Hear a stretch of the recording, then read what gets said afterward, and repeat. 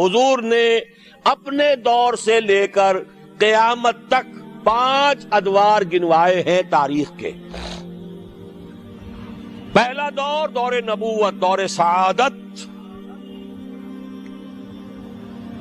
دوسرا دور خلافت علی منہاج النبوہ، نبوت کے نقش قدم پر، نبوت کے طریق پر خلافت. کیا مطلب؟ خلافت راشدہ میں وہ نظام جو کا تو قائم رہا جو محمد عربی صلی اللہ علیہ وسلم نے قائم فرمایا تھا.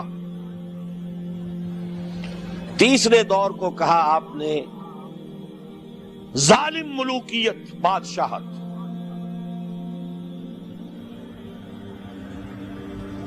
بادشاہت کا ایک اعتبار سے تو آغاز حضرت معاویہ سے بھی ہو گیا رضی اللہ تعالی عنہ.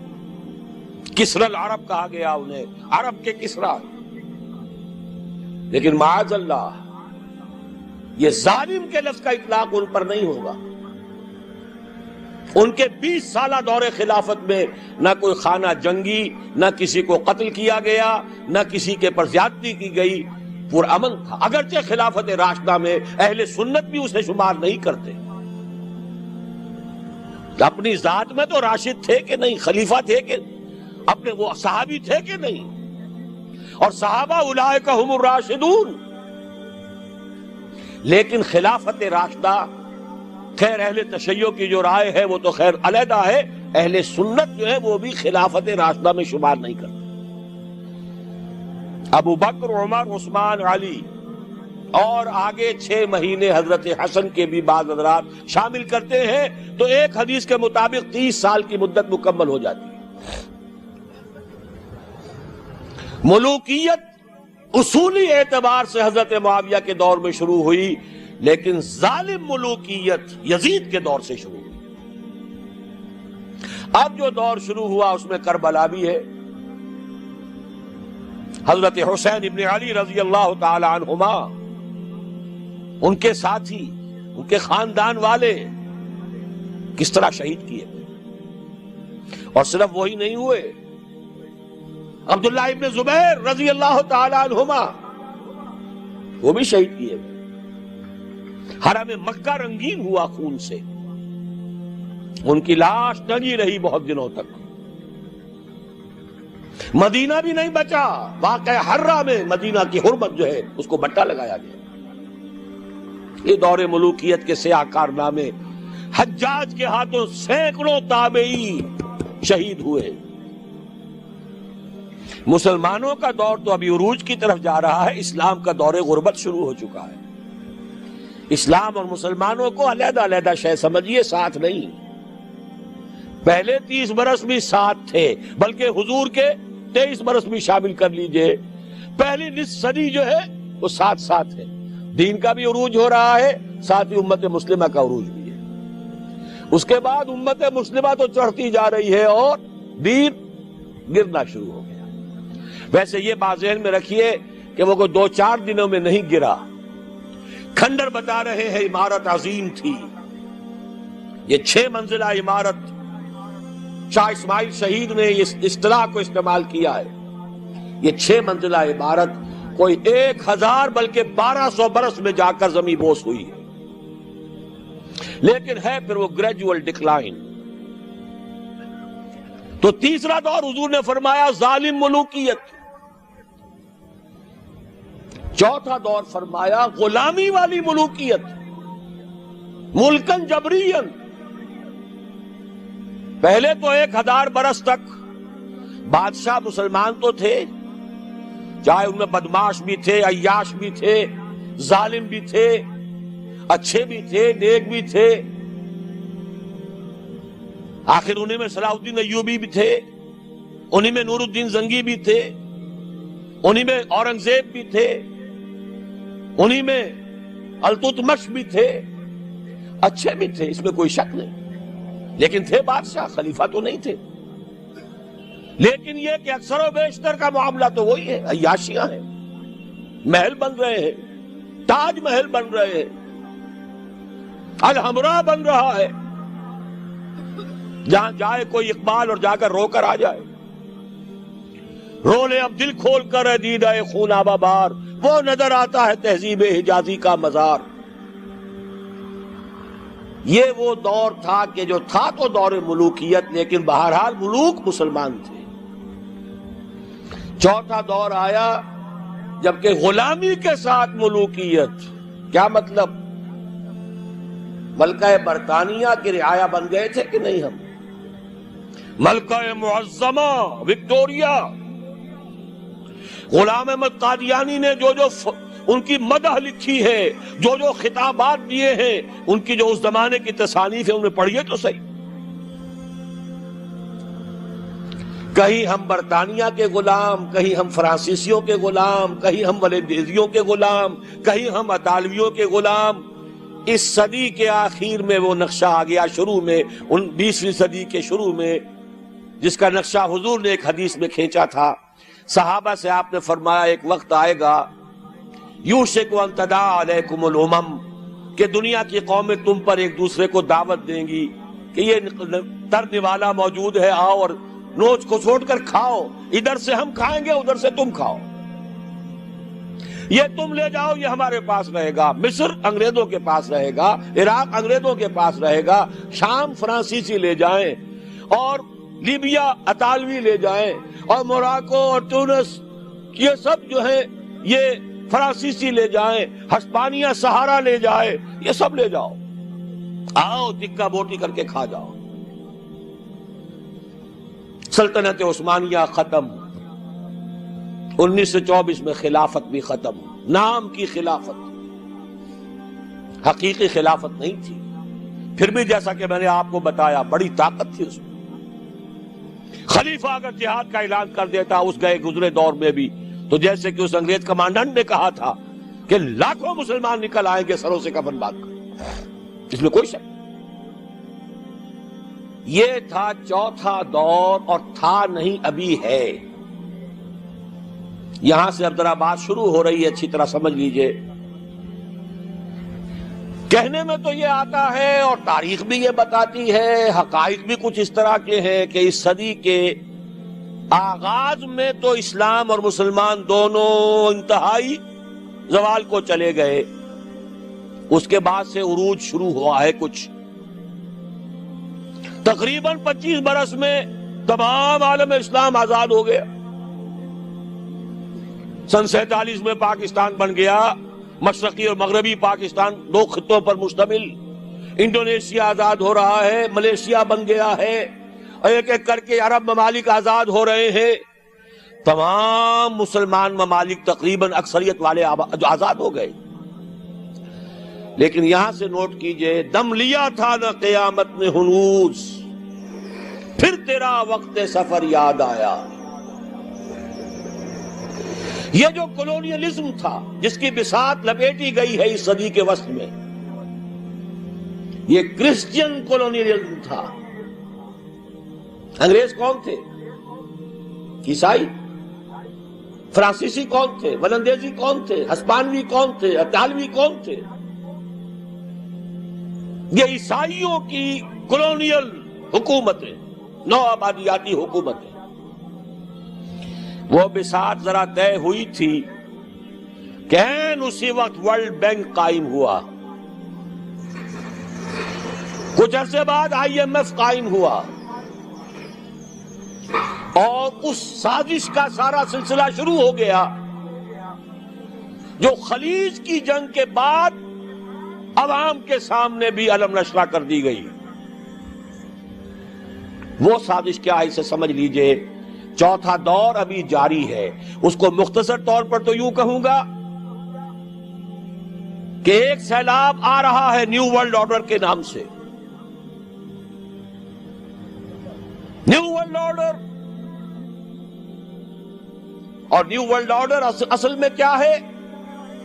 براہ راست حکومتیں نہیں ہوں گی دوسروں کی، انہی میں سے لوگوں کو بٹھاؤ، لیکن مالیاتی شکنجے میں جکڑ لو، کام یہ کریں، محنت یہ کریں، صبح سے شام تک مشقت یہ کریں، اپنے سودی نظام سے، اپنے ورلڈ بینک سے، اپنے IMF سے ان کی محنت اور ان کی کمائی کی ملائی کھینچتے چلے جاؤ، چھاچھ ان کو بھی دیتے رہو۔ یہ پورا فلسفہ یہود کا ہے، زائنزم کے نام سے جو دنیا میں چل رہا ہے۔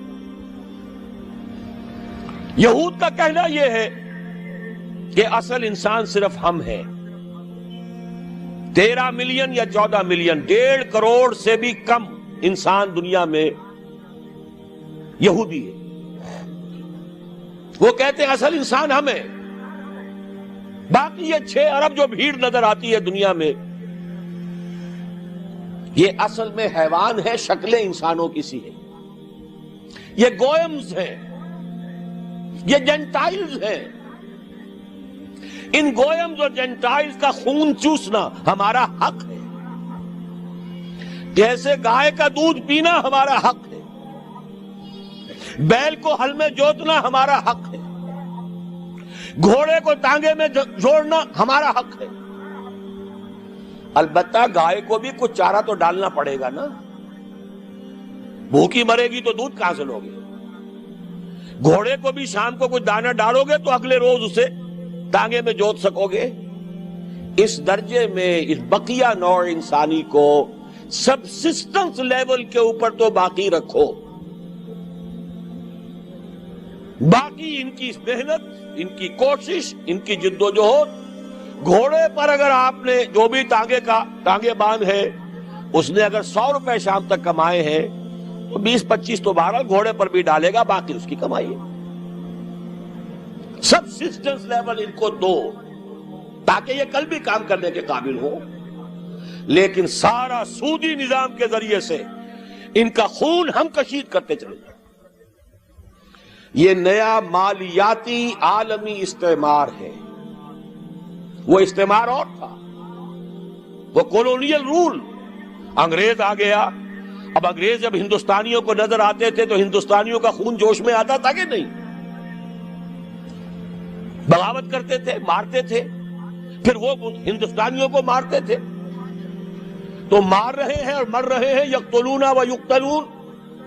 حاصل کیا ہے؟ ہمیں آم کھانے سے غرض ہے، پیڑ گننے سے کیا فائدہ؟ اگر ہم ان کی کمائی، ان کی محنت اسے کشید کرتے چلے جائیں، اس کو کھینچ کر لے جائیں، تو خام خواہ ان کے اوپر براہ راست حکومت کرنے سے حاصل کیا ہے؟ یہ ہے چوتھا دور جس کی نئی شکل صرف بدل گئی ہے۔ پورے عالم اسلام میں حکومت میں وہی لوگ بیٹھے ہیں، عدل بدل وہ کرواتے رہتے ہیں۔ ایک زیادہ بدنام ہو گیا یا ہو گئی، چلو اس کو ہٹاؤ، دوسرا لے آؤ۔ کچھ دنوں کے بعد اسے زیادہ بدنام ہو جائے گی یا ہو جائے گا، تیسرے کو لے آئیں گے۔ الیکشن کراتے رہو، یہ اسی میں مگن رہے۔ الیکشن، ممبری، کرسی، صدارت بنائے، خوب آزادی نے پھندے، اٹھا کر پھینک دو باہر گلی میں۔ نئی تہذیب کے انڈے ہیں گندے، یہ اقبال کہہ کے گیا ہے۔ لیکن لگائے رکھو، انہیں کرکٹ کے میچ میں الجھائے رکھو، دیکھتے رہے صبح سے شام تک بیٹھے ہوئے، انہیں پتہ ہی نہ چلے کون ہمارا خون چوس رہا ہے، کتنی جوکیں لگی ہوئی ہیں میرے جسم کے ساتھ اور وہ میرے خون کو چوس رہی ہیں، انہیں پتہ ہی نہ ہو۔ مست رکھو، اقبال نے تو کہا تھا نا، مست رکھو ذکر و فکر صبح گائی میں اسے۔ اس سے کہیں زیادہ لذت جو ہے وہ اب وہ میچ دیکھنے میں آ رہی ہے۔ لگاؤ ان کو، طرح طرح کے نام سے جو ہے جوئے کے اندر لگاؤ۔ یہ تمام دھندے اس لیے ہیں، یہ اس میں مگن رہے حیوانوں کی طرح۔ اور یہ بھی نوٹ کر لیجئے، یہ بھی ان کے پروٹوکول میں ہے، اخلاقی اعتبار سے انہیں کرپٹ کر دو، انہیں تمیز ہی نہ رہے بیٹی میں اور بیوی میں، انہیں تمیز نہ رہے مرد اور عورت میں۔ حیوان، بالکل حیوان بنا دو۔ انسانیت کہیں رہ گئی تو کسی وقت بغاوت کا اندیشہ ہے۔ عورت کو باہر نکالو گھر سے، اسے شمع محفل بناؤ، اسے ہتھیاروں، اسے اشتہاروں کا موضوع بناؤ۔ موٹر سائیکل کا اشتہار ہے تو عورت، چائے کا اشتہار ہے تو عورت۔ یہ سارے کھیل یوں ہی نہیں ہو رہے، protocols of the elders of the Zion. 1897 کے ان کا ذرا مشاہدہ کی تو معلوم ہو جائے گا جو کچھ ہو رہا ہے وہ یہود کی وہ سازش، حضور صلی اللہ علیہ وسلم کی اس مقصد بعثت کی تکمیل کا سیلاب جب چلا تھا، تھمتا نہ تھا کسی سے سیل رواں ہمارا، کس نے روکا؟ نہ ایرانیوں کی تلواریں روک سکی، نہ رومی لیجنز، رومی فوجی دنیا جو ہے تھراتی تھی ان کے نام سے، نہیں روک سکے اس سیلاب کو۔ حضرت خالد نے کہا تھا رومیوں سے، تم اپنی تعداد پر نہ جانا، اپنے اسلحہ پر نہ جانا، جان لو تمہارا مقابلہ آج اس قوم سے ہے جسے موت اتنی ہی عزیز ہے جتنی تمہیں زندگی عزیز ہے، منحصر مرنے پہ ہو جس کی امید، نا امیدی اس کی دیکھا چاہیے جو موت کا خواہش مند ہے۔ شہادت ہے مطلوب و مقصود مومن، نہ مال غنیمت نہ کشور کشائی، اسے کون شکست دے گا؟ تو اچھی طرح سمجھ لیجئے یہ سارا پیکج ہے، یہ پیکج کا لفظ آج کل بہت استعمال ہو رہا ہے، پیکج، یہ پورا پیکج ہے، انسان کو حیوان بناؤ، جنسی اعتبار سے حیوان، اور اس کو حیوان کی سطح پر لا کر کام کرو، صرف روزی کھاؤ جو تمہارے لیے ضروری ہے، باقی تمہاری محنت کا سب حاصل ملائی اوپر کی ہم لے جائیں۔ یہ ہے اس وقت اس چوتھے دور کا نصف ثانی۔ شکل بدل گئی ہے، صورت تبدیل ہو گئی ہے، ابھی ہم غلام ہیں۔ فرق صرف یہ ہے کہ پہلے انگریز فوجی بھی نظر آتے تھے، اب نظر نہیں آتے۔ اب ہمارا ہی قوم کا کوئی فرد ان کا کارندہ بن کر، قرقمین بن کر بیٹھا ہے آ کر۔ معین صاحب کیا کرنے آئے تھے؟ قرقی کرنے آئے تھے۔ اب شاہد برکی صاحب کیا کرنے آئے؟ قرقی کرنے آئے۔ بے نظیر تو اس لیے بدنام ہو گئی، فلاں شے مہنگی، فلاں شے مہنگی، فلاں شے مہنگی، وہ گئی تو اس کے بعد جو مہنگائی کا طوفان آ رہا ہے وہ کون لا رہا ہے؟ اور ابھی نہ معلوم کتنی حکومتوں کے جھٹکے ہوں گے، کتنی حکومتیں قربان ہوگی۔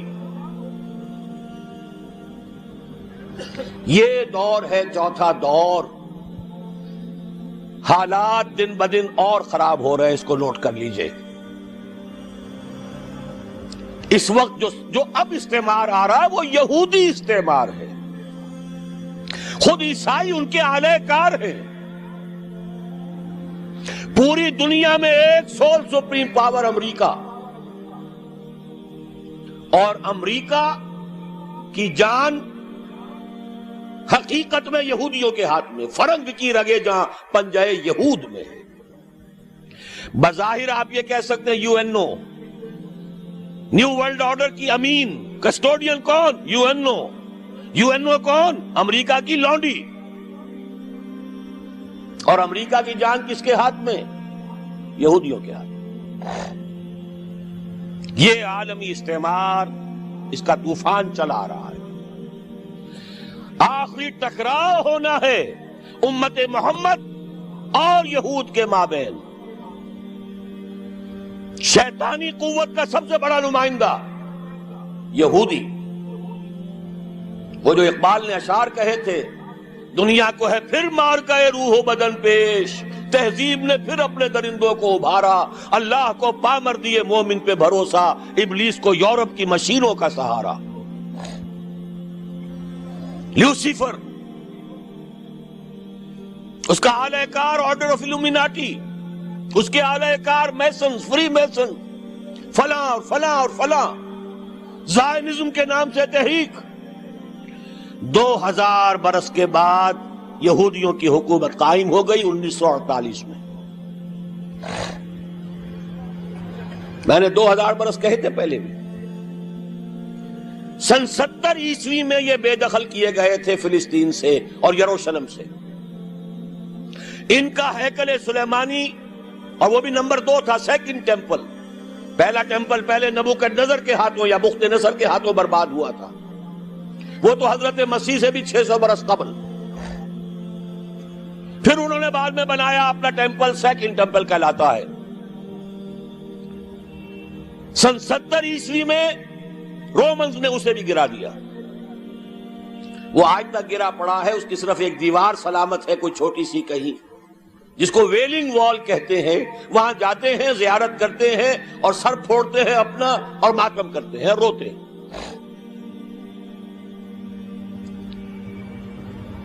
سن 70 میں انہیں جو دیش نکالا ملا تھا فلسطین سے، تو یوں سمجھیے کہ تقریباً 550 برس کے بعد حضرت عمر رضی اللہ تعالیٰ عنہ کے ہاتھوں جب یروشلم فتح ہوا ہے، اس کے بعد سے انہیں یروشلم میں داخلے کی اجازت ملی۔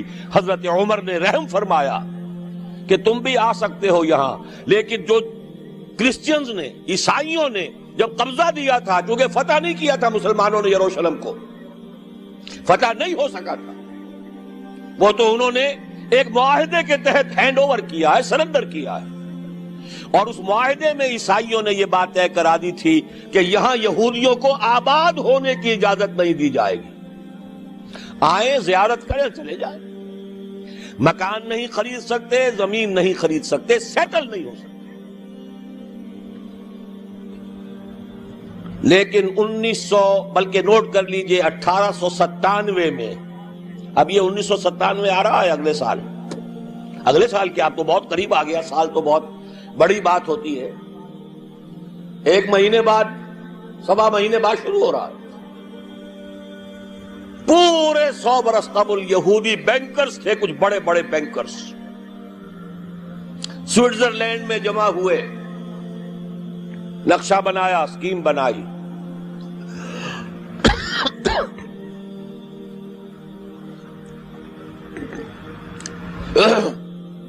سازش کی صلاحیت اللہ نے بے پناہ دی ہے، دولت بے شمار جمع کر چکے تھے سودی نظام سے، 20 برس کے اندر اندر برطانیہ کے ذریعے سے اعلان کرا لیا بالفور ڈیکلریشن۔ سن 70 اور 1917 کتنا فرق ہوا اس میں؟ 1800 برس سے زائد عرصہ۔ ان کا داخلہ ممنوع تھا پہلے 500 برس، بعد میں داخل ہو سکتے تھے، آباد نہیں ہو سکتے تھے۔ 1917 میں بالفور ڈیکلریشن کے ذریعے حق مل گیا کہ ہاں یہ بھی آ سکتے ہیں، مکان خرید سکتے ہیں، چونکہ اب ظاہر بات ہے پہلی جنگ عظیم کے بعد مسلمان تو چت پڑا ہے، کون بولے گا؟ اندیشہ ہو سکتا تھا تو ترک خلافت سے ہو سکتا تھا کہ کہیں تنگ آمد بجنگ آمد خلیفہ کہیں اعلان کر بیٹھا جہاد کا تو کیا ہو جائے گا پوری دنیا میں، لہذا خلافت ختم کرواؤ۔ چاک کر دی ترک ناداں نے خلافت کی قبا، سادگی اپنوں کی دیکھ اوروں کی عیاری بھی دیکھ۔ میں صبح بتا چکا ہوں آپ کو، فری میسن تھا مصطفیٰ کمال پاشا۔ بہرحال 1917 کا بالفور ڈیکلریشن، اب آنے شروع ہوئے یہودی آیا، کسی عرب سے پوچھا بھائی اس مکان کا کیا مانگتے ہو؟ یہ 2 لاکھ، لو بھائی 3 لاکھ لے لو، لیکن صبح ہی صبح نکل جاؤ۔ اس کھیت کے کتنے دام ہیں؟ جو دام بتایا اسے بڑھ کر کے، جلدی سے جاؤ۔ اس وقت انہوں نے ابتدا میں کوئی تشدد نہیں کیا، لیکن دولت، اس کی چمک،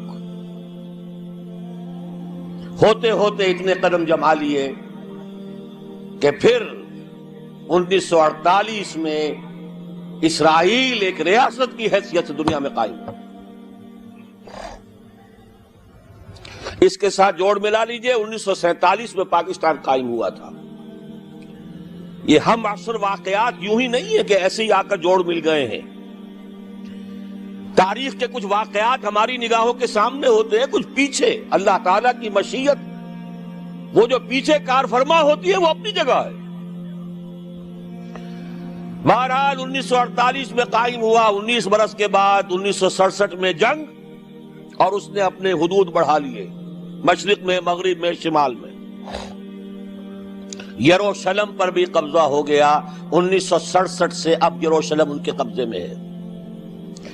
30 برس ہونے کو آئے ہیں، اور اب یوں سمجھیے کہ تلی ہوئی ہے اس وقت، تاریخ کی ترازو تنی ہوئی ہے۔ وہ لوگ تلے ہوئے ہیں مسجد اقصی کو شہید کر کے اپنا 3rd ٹیمپل بنانے کے لیے۔ سارا کام ہو چکا ہے، نقشے بن چکے ہیں. پچھلے دنوں مسجد اقصی کے ڈوم کے لیے شہنشاہ جو ہیں اردن کے شاہ حسین، انہوں نے کتنے من سونا دیا تھا تاکہ اس کے اوپر پتری چڑھا دی جائے. تو یہودیوں نے کہا تھا یہ سارا سونا ہمارے ہیکل کی تعمیر کے کام آئے گا. کھل کر کہا. اب یہ کہ مسجد اقصی کے ساتھ جانے والی ٹنل کھول دی گئی ہے. کوئی دن کی بات ہے کہ کوئی یہودی، کوئی جنونی جائے گا وہاں پر جا کر ایکسپلوسیو رکھ آئے گا، اور اس ایکسپلوسیو کے نتیجے میں مسجد اقصی شہید ہو جائے گا. پھر کہیں گے بھائی ہمارا کوئی جنونی کر گیا، جب کر گیا تو چلو اب جو ہو گیا فیٹ اکمپلی ہے یہ، اب یہاں ہمارا ٹیمپل بننے دو. اور امت مسلمہ کی نبض وہ دیکھ چکے ہیں ایودھیا کی مسجد گرا کر. پوری دنیا میں کسی مسلمان کو محسوس ہی نہیں ہوا.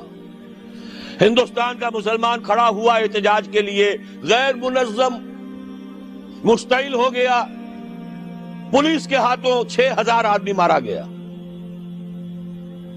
پاکستانی اٹھے، مندر گرا دیے، اور پھر وہ زکوٰۃ کے پیسوں سے بنا کر دیے. باقی پورے عالم عرب میں کسی کو محسوس بھی نہیں ہوا کہ کوئی واقعہ ہوا ہے. دیورس RSS کا جو گرو تھا، ابھی مرا نہیں ہے لیکن اپنی صحت کی خرابی کی وجہ سے اس نے ایک چوتھے گرو کو حوالے کر دیا ہے، RSS راشٹریہ سیوک سنگھ. اس نے یہ سرکولر ایشو کر دیا تھا پورے ہندوستان کی ہندو جماعتوں، انجمنوں، سوسائٹیوں کو. اب ہمیں طے کر لینا چاہیے اور کھل کر کہنا چاہیے کہ ہندوستان کی سرزمین کو مسلمان کے وجود سے ہم پاک کریں. اور میں تمہیں پورا اطمینان دلاتا ہوں کہ کہیں کوئی ری ایکشن نہیں ہوگا. کوئی تھوڑا سا پاکستان میں، کوئی بنگلہ دیش میں، ان کی ہمیں پرواہ نہیں ہے. انہیں پورا یقین ہے عالم عرب اور بقیہ پورا عالم اسلام بولے گا نہیں. بہرحال یہ جو فضا تنی ہوئی ہے اس کے حوالے سے اب میں صرف آخری بات آپ سے کروں گا. فضا بہت خراب، حالات بہت خراب، لیکن اس مایوسی کے اندھیارے میں خوشخبری ہے محمد الرسول اللہ صلی اللہ علیہ وسلم کی عطا کردہ کہ یہ چوتھا دور بھی بالآخر ختم ہوگا اور 5واں دور آئے گا. ثم تکون خلافۃ علی منہاج النبوہ، پھر دور آئے گا خلافت علی منہاج النبوہ کا. پوری حدیث اس کتابچے میں ہے، دیکھ لیجئے گا. اور اب جب یہ خلافت آئے گی، 2 حدیثیں اور موجود ہیں جو میں نے شروع میں پڑھی بھی ہیں. ان کا حاصل یہ کہ اب گلوبل ہوگی، پوری دنیا میں ہوگی، کل کرۂ ارضی پر ہوگی، تمام عالم انسانیت پر ہوگی. ایک حدیث میں حضور نے فرمایا پورے کرۂ ارضی پر نہ کوئی گھر بچے گا اور نہ کوئی خیمہ جس میں کہ اللہ کا دین داخل نہ ہو جائے. متن آپ پڑھ لیجئے گا اس کتابچے میں. ایک حدیث میں فرمایا اللہ نے مجھے پوری زمین کو سکیڑ کر لپیٹ کر دکھا دیا، پوری زمین دکھا دی. اور یہ بات سن لو مجھ سے، میں نے زمین کے سارے مشرق بھی دیکھ لیے، مغرب بھی دیکھ لیے، اور جو جو علاقے بھی زمین کے مجھے دکھائے گئے ہیں ان سب پر میری امت کی حکومت قائم ہوگی. یہ احادیث آپ اس کتابچے میں پڑھ لیجئے. نوید جہاں فضا ہے، خلافت قائم ہوگی اور عالمی ہوگی.